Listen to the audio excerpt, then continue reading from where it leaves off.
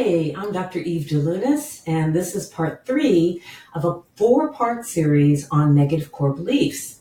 And today, I'm going to be talking about how do you uncover your negative core beliefs. As we've spoken before, many of these are subconscious or partially subconscious. We establish these core beliefs early in our lives before the age of 6. We store them in our implicit memory banks, and we don't even know they're there. So how do you figure out what's there? Well, there are some pretty easy ways of doing that, and I'm going to recommend 2 of them today.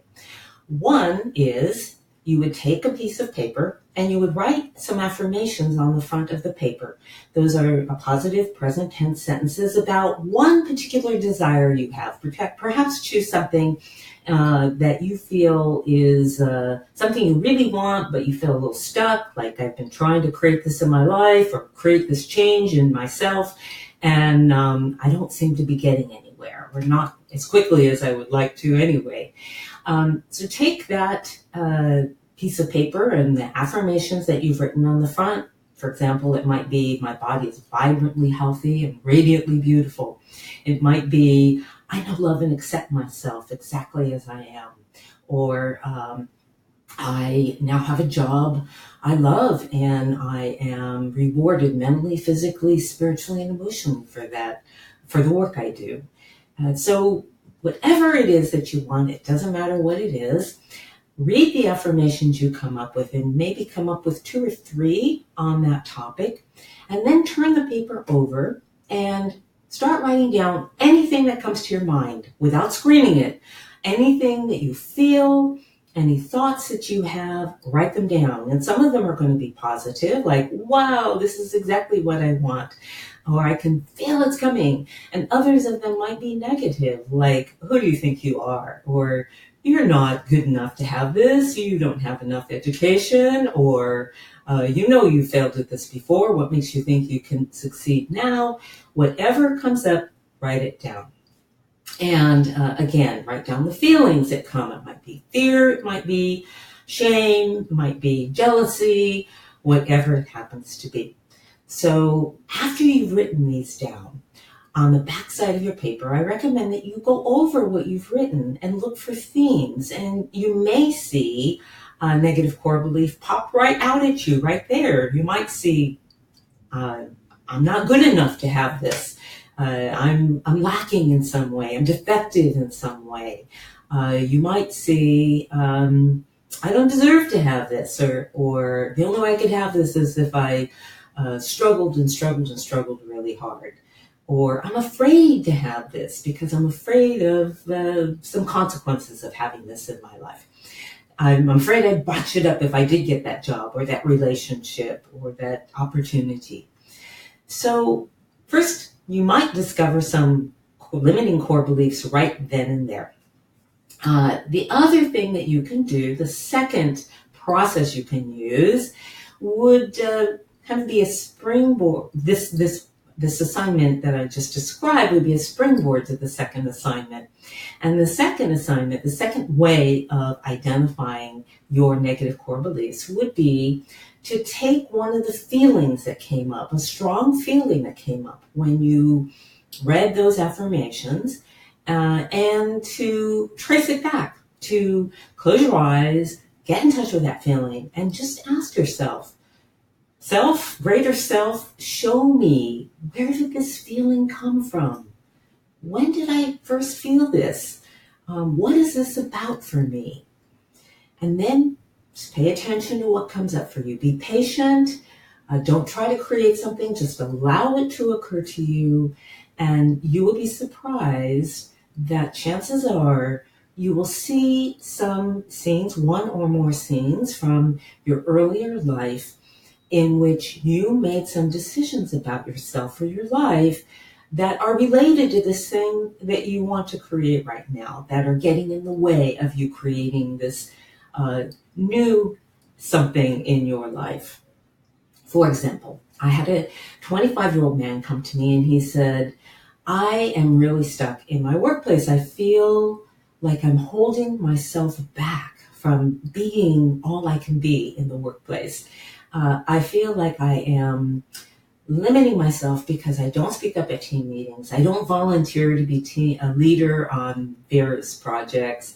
I want to go to college. I've never gone to college. I am afraid to take a college class.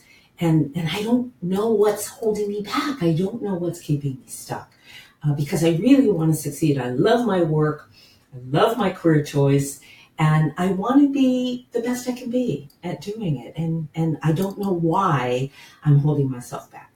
So I had him get in touch with the fear that he feels in those team meetings, that the fear that prevents him from speaking up or volunteering to be the head of a particular project.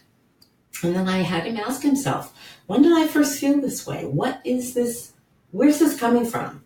Okay, what's this about for me? And he very quickly saw himself in middle school, and he was having to read a passage in English class in front of the class, and he was stumbling a lot over the words, and the other kids were taunting him and laughing at him and making fun of him, and did so afterwards as well, and started telling him he was stupid. And he realized that he had concluded from that experience that he was stupid. But what he didn't take into account was the fact that he had been an immigrant to the U.S. 6 months previously, not speaking a single word of English. And here he was reading a large number of English words in front of a group and actually performing really well, considering he only started learning the language 6 months previously. So having viewed this scene through his 25-year-old eyes, he realized his core belief of I am stupid was a false belief, and that he had been holding on to that unconsciously and acting as if he was stupid, making life choices as if he was stupid, and looking out in his life and saying, I can't do this, I can't do that, and rejecting opportunities to shine and to be his most talented and creative and intelligent self, because of this assumption that he was stupid and the expectation that if he tried to do these things, he would fail because he's not smart enough.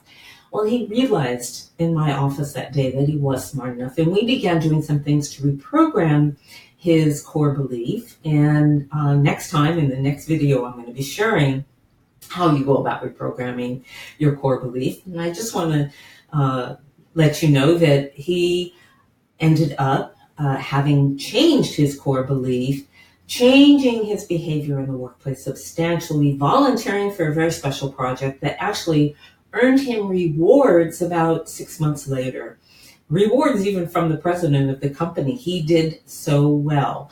He also signed up for a college class and really began to turn his life around as a result of identifying that stuck place, that negative core belief that was holding him back and that didn't need to be there, that was inaccurate, that was a false assumption he was making about himself.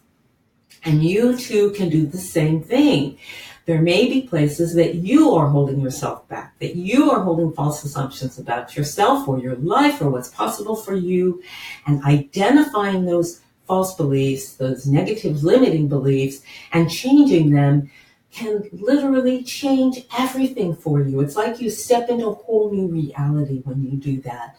And it's not that hard to do. So please join me in my next video, and we'll talk about what do you do once you've uncovered a core belief. What do you do? And in the meantime, if you want more help in uncovering core beliefs, there is a quiz that I have available that is free, and it'll only take you about 5 minutes. And it is to identify if some negative core beliefs, some very common ones, are holding you back. And so feel free to take that. I put the link down below this video. Also, I have written a book. My book is called New Science, New Brain, New You. And this book is a book about how to identify your negative limiting beliefs and how to change them. And it's a step-by-step do-it-yourself guide. I wrote this because I saw so many clients for whom these processes were so successful and quickly successful that I wanted to share this with others who could profit from this, who could benefit from this. This is available. My book is available on Amazon as a softcover book and also as a Kindle. And so please get a copy if you're interested, and you can begin working through it, and it will show you step by step how to recognize what's holding you back, and how to change it, and how to open to new opportunities, new possibilities, new blessings in your life. So thank you for being here, and I wish you all the best.